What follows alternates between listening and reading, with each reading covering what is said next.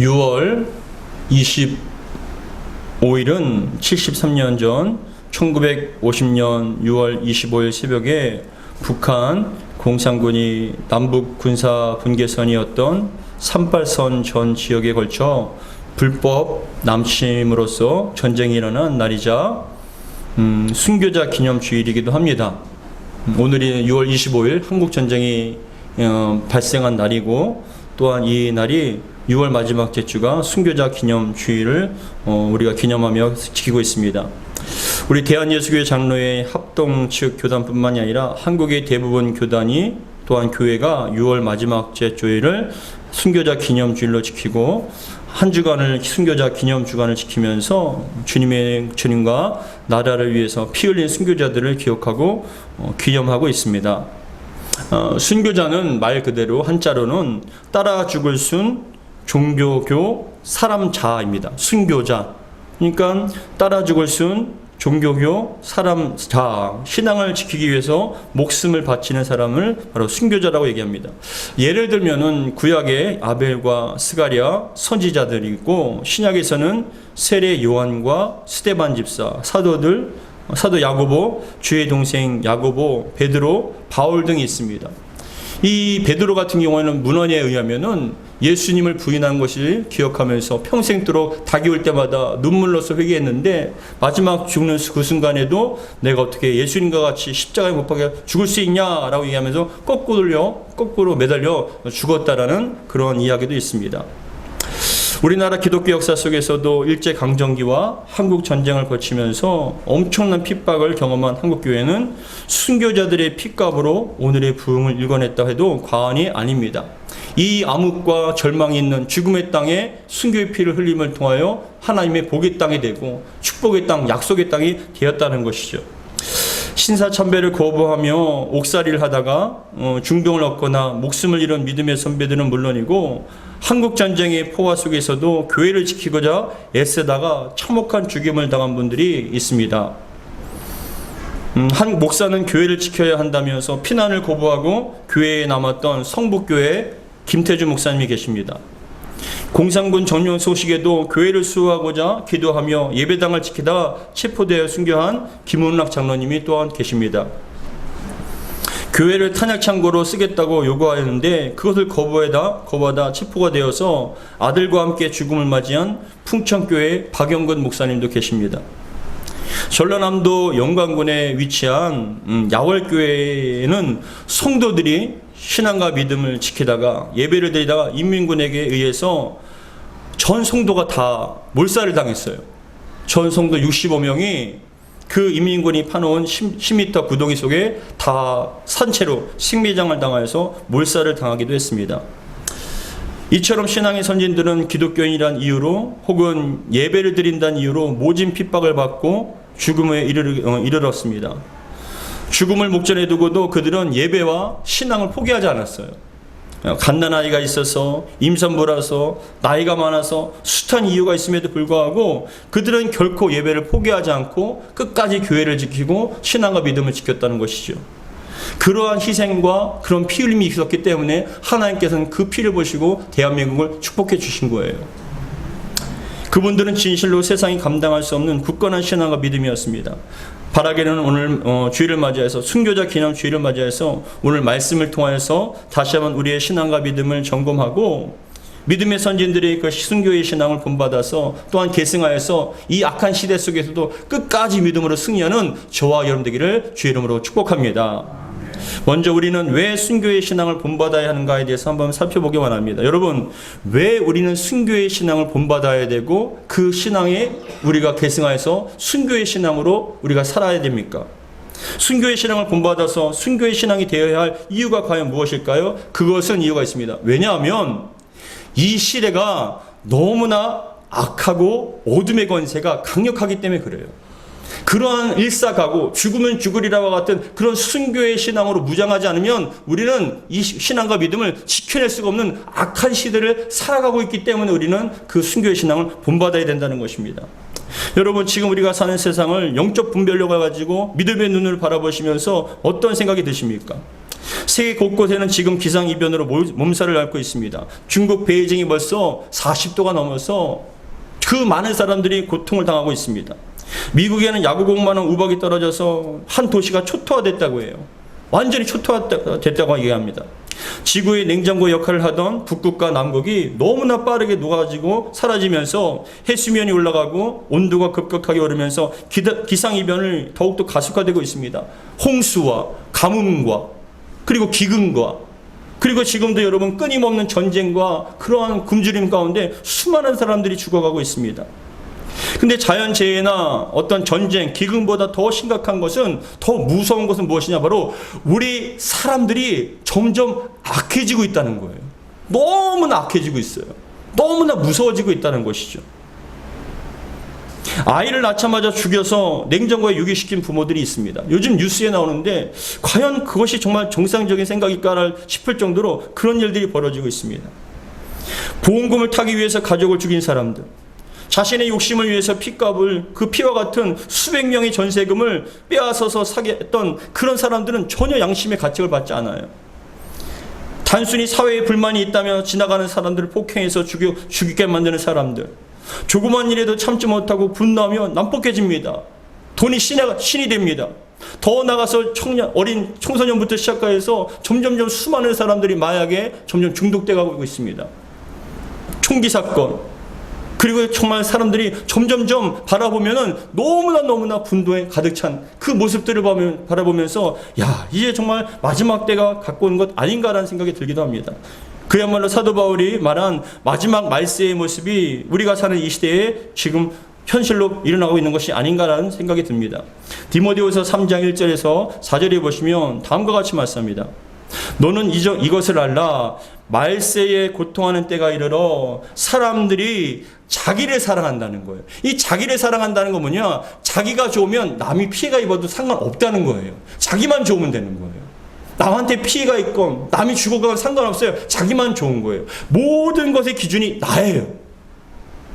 이 자기를 사랑하며 돈을 사랑하며 자랑하며 교만하며 비방하며 부모를 거역하며 감사하지 아니하며 거룩하지 아니하며 무정하며 원통함을 풀지 아니하며 모함하며 절제하지 못하며 굉장히 싸납고 선한 것을 좋아하지 아니하며 배신하며 조급하며 자만하며 라고 얘기합니다. 이게 바로 마지막 때에 우리들이 나타난 현상들이라는 거예요. 근데 여러분 그거 아십니까? 이러한 현상들이, 모습들이 세상 사람, 하나님을 모르는 세상 사람들 뿐만이 아니라 우리 예수 믿는 교회 안에 있는 사람들도 이런 모습이 나타난다는 게 더 무서운 현실이라는 거예요.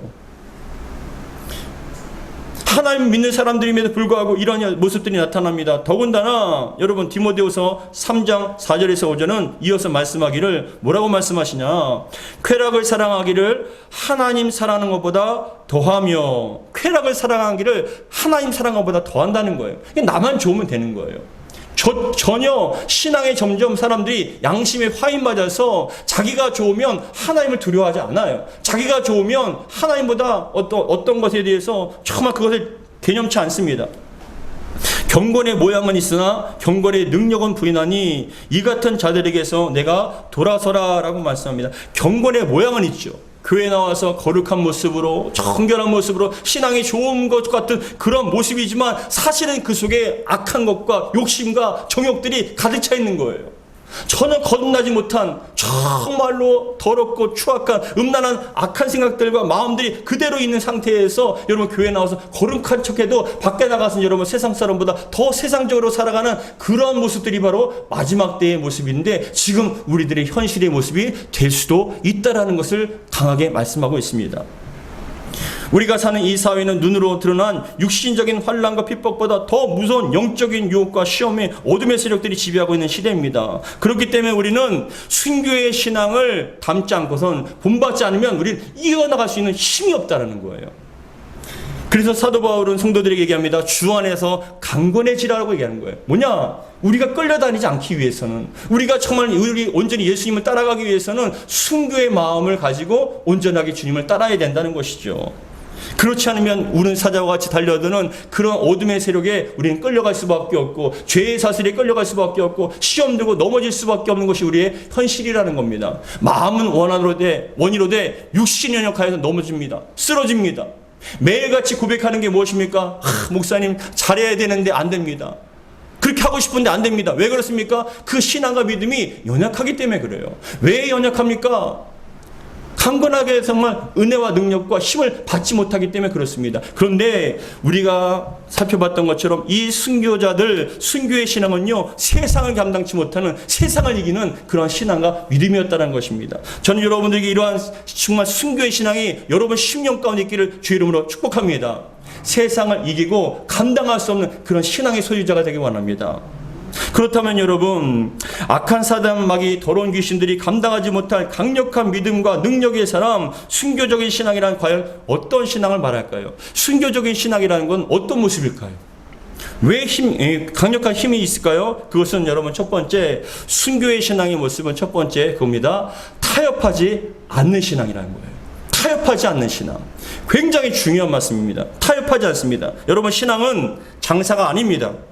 정치나 사업은 타협하고 해결할 수 있지만 기독교 신앙은 오직 한 길밖에 없습니다. 진리는 하나이기 때문에 그래요. 진리는 여러분 다수결이 아니에요. 예수님께서 말씀하시기를 내가 곧 길이요 진리요 생명이니, 내가 곧 길이요 진리요 생명이니 나로 말미암지 않고는 아버지께로 갈 자가 없다라고 말씀하세요.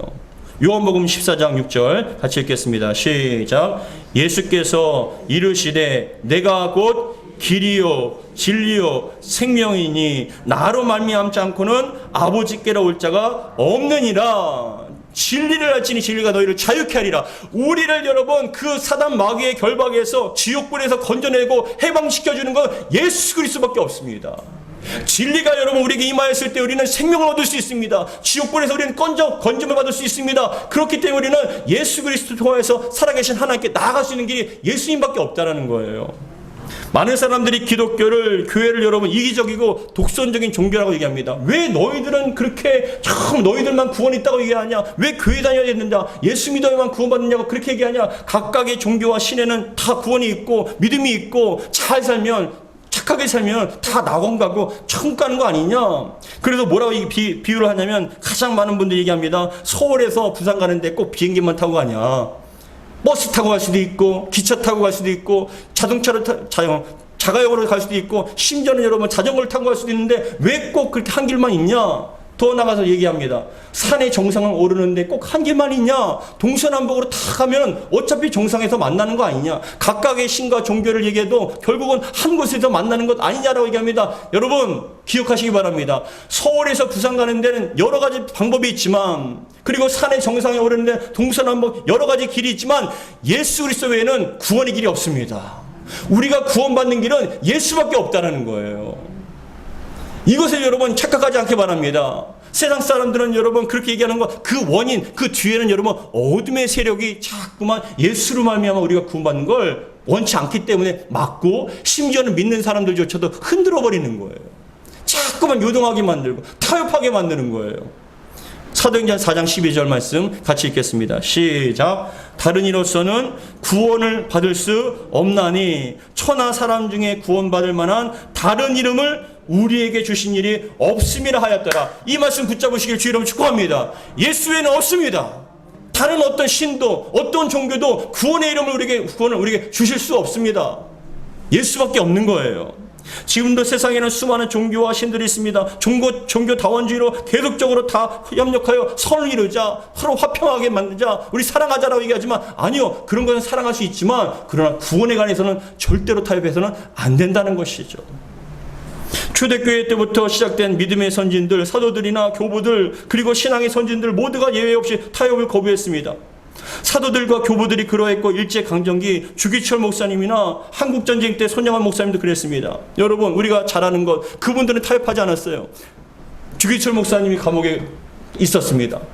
그 일본의 순사들은 얘기합니다. 일본 천황한테 당신이 절만한다면, 정말 그 앞에 절만한다면, 한 번만이라도 정말 절한다면 우리가 당신 살려준다는 거예요. 모진 고난을 받았습니다. 온몸이 피투성이가 되고 손가락에 있는 그 손톱이 다 뽑혀 나갔습니다. 그리고 더 무서운 협박이 무엇이냐? 네가 만약에 그렇게 고집을 피우면 가족들도 무사하지 못한다는 거예요.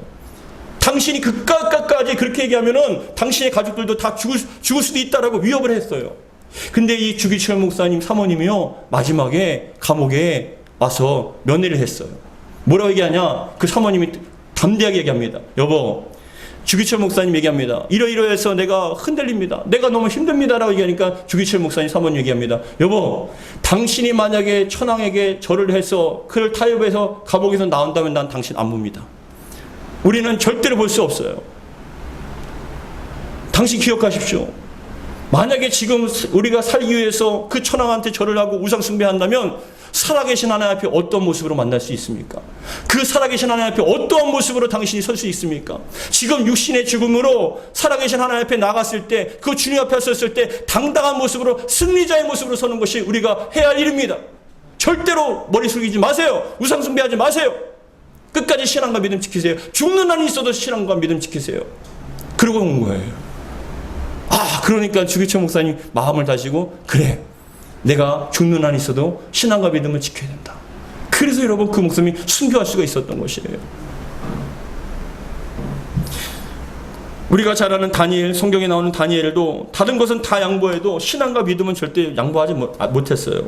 포로로 끌려간 상황 속에서도 어린 나이에 뜻을 정하여서 그 우상에게 제사 지냈던 고기를 먹지 않길 원했습니다. 그 고기를 먹는 것은 우상에게 절하는 것과 똑같다 여기며 다니엘과 제 친구들은 여러분 포로로 끌려간 그 상황 속에서 어린 나이에 뜻을 정하여서 고기를 먹지 않기를 원했습니다.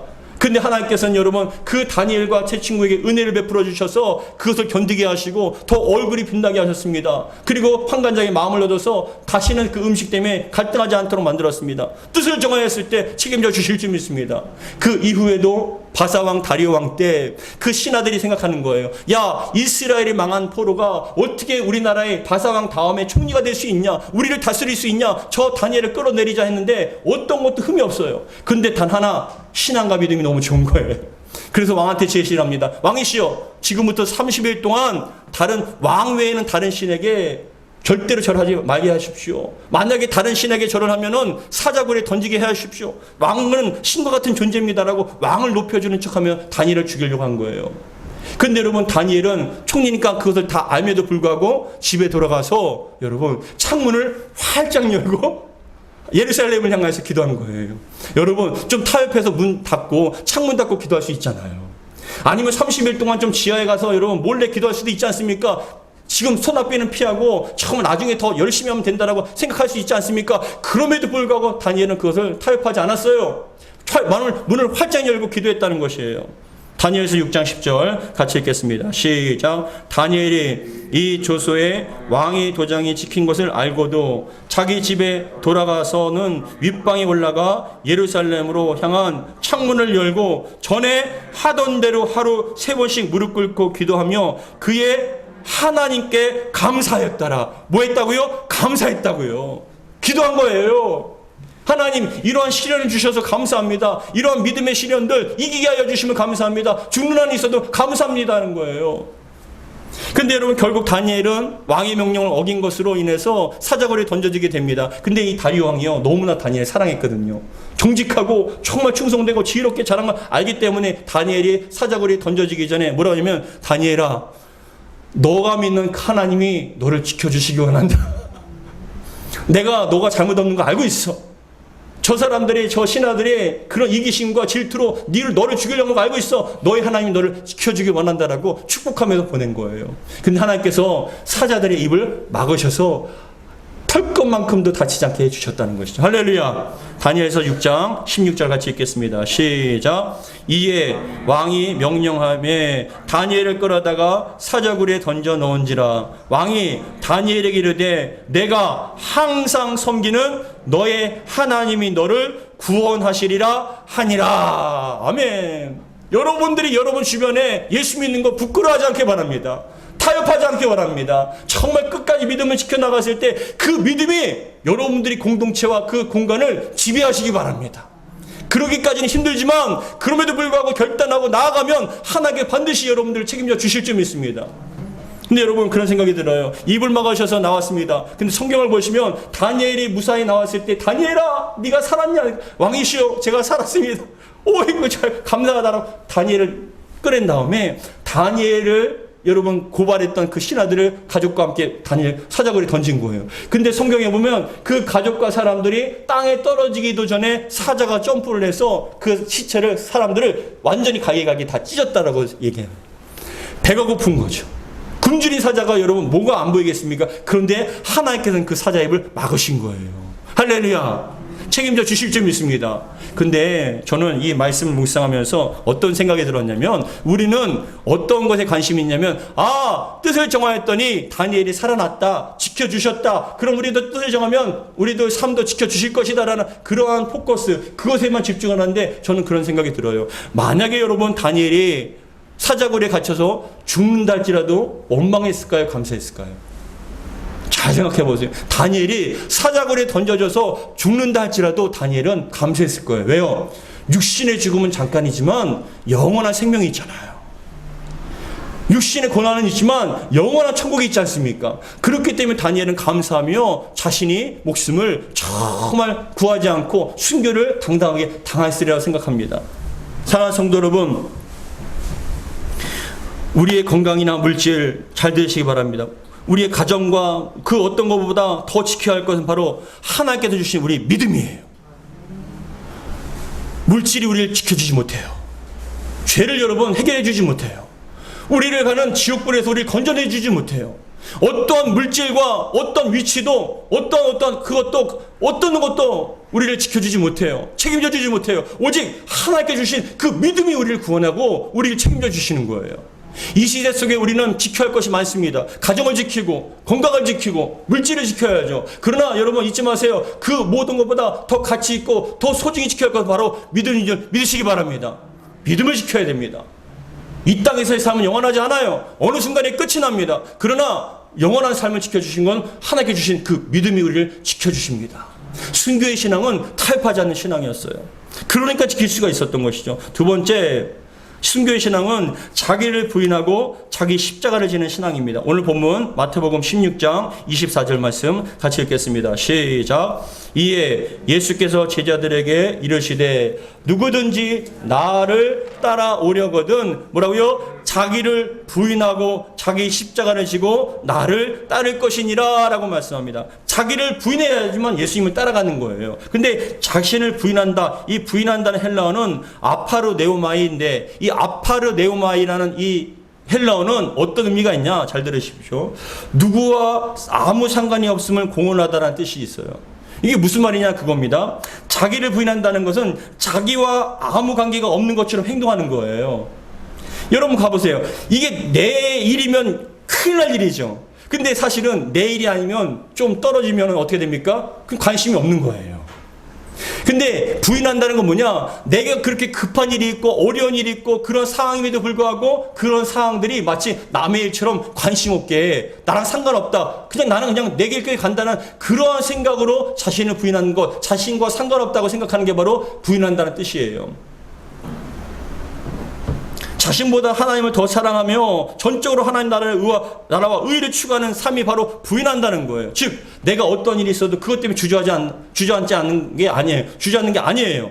실망하고 낙심하는 게 아니에요. 그건 나와 상관없는 일이에요. 그냥 나는 주님의 길 가릴 뿐이에요. 그렇게 자신을 부인해야만 주님을 따를 수 있다는 거죠. 그리고 두 번째, 자기 십자가를 지고라고 얘기하는데 자기 십자가를 진다는 건 뭐냐? 십자가는 사형틀이거든요. 죽는 거예요. 뭐냐? 순교의 마음으로 죽기를 각오하고 따르지 않으면 주님의 길을 따라갈 수가 없다라는 것이에요.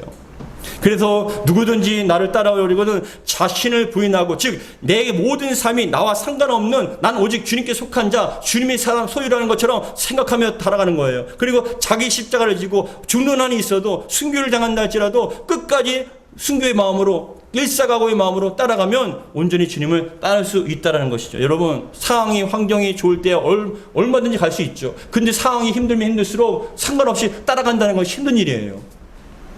지금도 사단마귀는 불화살을 우리에게 쏩니다. 영적인 불화살. 이 불화살을 쉴 새 없이 쏩니다. 그 불화살의 종류는 다양합니다. 물질의 문제, 건강의 문제, 집안의 문제, 자녀의 문제, 직장의 문제, 수많은 문제로 여러분 사람과의 관계의 문제, 그런 문제로 우리에게 불화살을 쏩니다. 근데 그 불화살을 맞은 사람은요, 낙심하고 기도가 안 나와요. 신앙과 믿음에 시험이 들어서 주저앉게 됩니다. 하나님과 멀어져요. 그 불화살을 맞으면요, 물질 때문에 아니면 여러 가지 상황 때문에 하나님과 멀어지게 만들고 신앙생활을 못하게 만들어요. 불화살을 맞으면 그렇습니다. 근데 그러한 불화살을 이겨낼 수 있는 건 믿음의 방패를 가지고 막아내는 길밖에 없어요. 그렇기 때문에 이런 말씀처럼 정말 자기 자신을 부인하고 십자가를 지고 있는 건 뭐냐? 믿음으로 여러분 이겨나가라는 거예요. 여러분들이 그러한 은혜와 믿음이 있기를 주여 축복합니다. 세 번째, 순교적인 신앙이라는 것, 세 번째, 천국을 사모하는 신앙이에요. 따라하겠습니다. 천국을 사모하는 신앙. 천국을 사모한다는 건 뭐냐? 하늘에 소망을 둔다는 거예요. 잘 들으시십시오. 이 땅에 가지고 누리는 게 다가 아니라는 거예요. 우리 신앙의 마지막 종착역은요, 이 땅에서 얼마나 가지고 누리는 게 아니에요. 우리 주님의 보좌 앞에, 그 심판대 앞에 어떤 모습으로 쓰냐가 우리 신앙의 정점이에요. 우리가 이 땅에서 대충 타협을 하기도 하고 죄에 끌려다니기도 하며 신앙과 믿음을 잃어버린 채 주님 앞에 서면 어떻게 됩니까? 실패한 인생으로, 정말 무너진 인생으로 주님 앞에 설 거 아닙니까? 그래서 순교자들은요, 내가 이 땅에서 죽는 한이 있다 할지라도, 내가 어려움이 있다 할지라도 신앙과 믿음을 정결하게 지켜서 주님 앞에 온전하고 승리자의 모습으로 서는 것이 신앙과 믿음의 인생의 가장 큰 가치라고 생각했기 때문에 모든 걸 다 내려놓을 수가 있는 것이에요. 예수님께서 이렇게 말씀하십니다. 내가 먼저 가서 너희 집에 있을 곳을 예비하여 나 있는 곳에 너희도 있게 하리라고 말씀하십니다. 우리 요한복음 14장 3절 말씀 같이 읽겠습니다. 시작. 가서 너희를 위하여 거처를 예비하면 내가 다시 와서 너희를 내게로 영접하여 나 있는 곳에 너희도 있게 하리라. 이게 무슨 말씀이냐? 사람이 믿는 것이 있어야 좀 힘이 나지 않습니까? 좀 믿는 구석이 있어야 힘을 내지 않습니까? 근데 그 믿는 구석이 뭐냐? 우리 주 예수님이시고 천국이에요. 천국에 우리가 거해야 할 집이 있다라는 것이죠. 그러니까 여러분 힘을 낼 수 있어요. 믿는 구석이 있기 때문에. 왜요? 죽어도 천국 가니기 때문에. 내가 어려워도 천국 가기 때문에. 그곳에서 영생과 영광을 부활의 영광을 누릴 수 있기 때문에 이 땅에서 좀 힘들어도 신앙과 믿음을 포기하지 않고 승리할 수가 있는 거예요. 이겨낼 수 있는 거예요. 죽으면 죽으려고 결단할 수 있는 것입니다. 사랑하는 성도 여러분, 우리 주님을 믿으시기 바랍니다. 더 나아가서 여러분들이 있는 그 천국을 바라보며 하늘에 소망을 두고 나아갈 때 여러분들이 정말 그 신앙과 믿음이 주님 앞에 온전하고 정결한 모습으로, 주님 앞에 승리자의 모습으로 서시기를 주의 이름으로 축복합니다. 그래서 사도 바울은요, 이 세상의 집을 장막집이라고 표현하거든요. 이 세상 집을 장막집이란 건, 장막이란 뭐냐? 텐트예요. 언제든지 걷어서 옮길 수 있고요. 우리가 거할 집을 여러분 벽돌이나 시멘트로 철골로 된 그런 집이지 않습니까? 안식처 아닙니까? 근데 장막은 잠깐 있는 곳이에요. 언제든지 걷어서 옮겨야 될 것이에요. 그것에 여러분 연연하진 않아요. 우리의 삶은요, 우리의 육신은요, 장막이라는 것이죠. 이 육신의 장막을 벗고 언젠가는 영원한 본향으로 들어가게 된다는 것이죠. 이러한 소망과 이러한 믿음으로 날마다 바라봤던 그 순교자들은 믿음으로 승리할 수가 있었던 것이죠. 그렇다면 여러분, 하나님께서는 죽으면 죽으리라 일사각오의 신앙과 그런 믿음을 지켜나갔던 성도들에게 주어지는 복, 약속은 무엇일까요? 영생과 부활의 영광, 그리고 아름다운 면류관이 있지만, 그러나 가장 존귀한 것은 뭐냐? 순교하고 순교의 정신으로 신앙과 믿음을 지켜나간 사람들에게 주시는 복은, 약속한 복은 무엇이냐? 바로 왕과 같은 사람으로 만들어진 거예요. 왕 노릇하게 하신다는 것. 우리 요한계시록 20장 4절 같이 읽겠습니다. 시작. 또 내가 보좌들을 보니 거기에 앉은 자들이 있어 심판을 받는 권세를 받았더라. 보좌에 있는데 앉은 사람이 있는데 그 사람들에게 심판하는 권세를 줬다는 거예요. 근데 그 사람들이 누구냐? 순교자들이에요.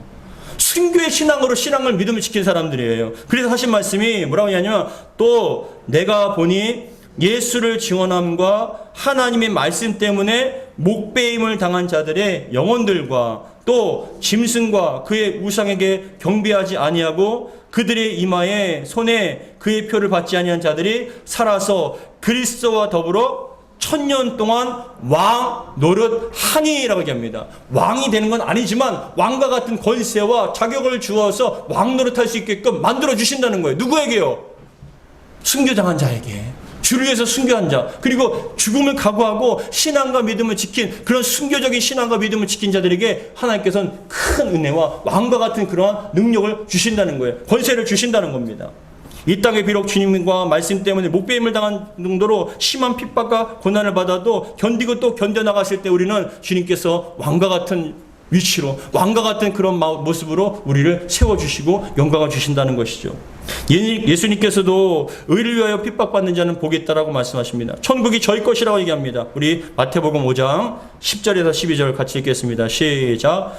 의를 위하여 박해를 받는 자는 복이 있나니 천국이 그들의 것임이라. 나로 말미암아 너희를 욕하고 박해하고 거짓으로 너희를 거슬러 모든 악한 말을 할 때에는 너희에게 복이 있나니 기뻐하고 즐거워하라. 하늘에서 너희의 상이 큼이라. 너희 전에 있던 선지자들도 이같이 박해하였느니라. 박해를 당한 거예요. 근데 여러분, 박해와 고난이 하늘에서 영광이고 상급입니다.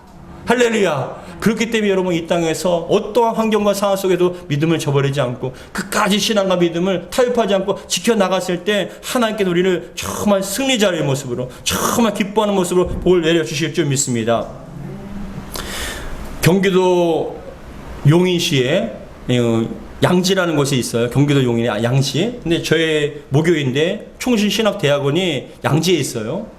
근데 그 근처에는 한국 선교 100주년 순교자 기념관이 있어요. 그림 보시면은 이 한국 선교 100주년 기념 순교자 기념관인데 이게 뭐냐면은 한국 교회를 위해서 순교한 우리 신앙의 선조들의 신앙과 그런 정신을 기리고 한국 기독교 100주년을 기념하여서 한국 기독교 100주년 기념 재단이 세워졌었거든요. 근데 이 재단이 성도들한테 헌금을 받아서 건축을 했는데 1989년 11월 18일 날 이 한국 기념 순교자 기념관이 개관을 했습니다.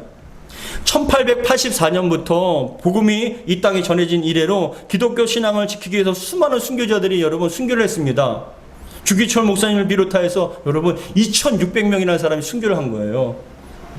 1884년부터 시작하여서 2600명이 순교를 했는데 그 중에 좀 남아있는 자료가 남아있는 그래도 좀 확실한 사람들이 600명이 선정이 돼서 그림과 사진을 전시해요. 3층에 올라가 보시면은 다음 그림 보시면은 순교자들의 그런 사진과 그림이 탁 전시가 되는데 여러분 얼마만큼 은혜가 되는지 몰라요.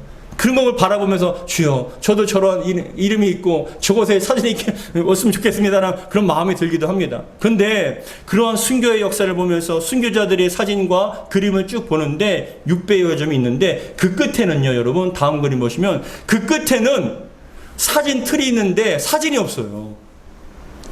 근데 그 사진 틀이 있는데 사진이 없어요. 근데 그 속에 뭐가 있냐면 거울이 있는 거예요. 그 순교자들의 그림과 사진을 보면서 아 그랬구나 이렇게 순교를 했구나 이런 마음을 했구나라고 보는데 그 끝에는 여러분 그냥 사진 틀이 있고 거울이 있는데 그 거울에 비친 내 모습을 보는 거예요. 아 나도 순교자가 될 수 있구나. 그래서 그 거울 밑에는 뭐라고 문구가 있냐면 나도 순교자가 될 수 있다 라고 써 있어요. 나도 순교자가 될 수 있다. 따라하겠습니다. 나도 순교자가 될 수 있다. 할렐루야. 순교의 마음으로 여러분의 신앙생활 해나간다면 이 악한 시대 속에서 승리할 수 있는 거예요. 여러분 이 땅에서 가지고 누리는 것 때문에 실망하지 마세요. 이 땅에서 주님 때문에 당하는 고난과 그런 핍박과 어려움들, 환난들 다 주님께 갚아주실 줄 믿습니다. 더 큰 영화로움과 영광으로 우리에게 주실 줄 믿습니다. 근데 여러분 참 신기하게도 이렇게 여러분 죽음을 각오하고 정말 순교 정신으로 나아가면 죽고자 하면 또 살려주시더라고요. 우리 25절 마태복음 16장 25절 같이 읽겠습니다. 시작. 누구든지 제 목숨을 구원하고자 하면 잃을 것이요 누구든지 나를 위하여 제 목숨을 잃으면 찾으리라. 할렐루야. 일사각오로 그냥 죽으면 죽으리라고 결단하고 믿음으로 나가니까 안 될 것도 되게 해주시더라고요. 정말 죽을 것 같은데 살려주시고요. 그런 나를 핍박했던 사람들이 돌아서게 만들고 다른 데는 정금 가게 만들고요. 정말 하나님께서는 그런 은혜를 베풀어 주시는 거예요.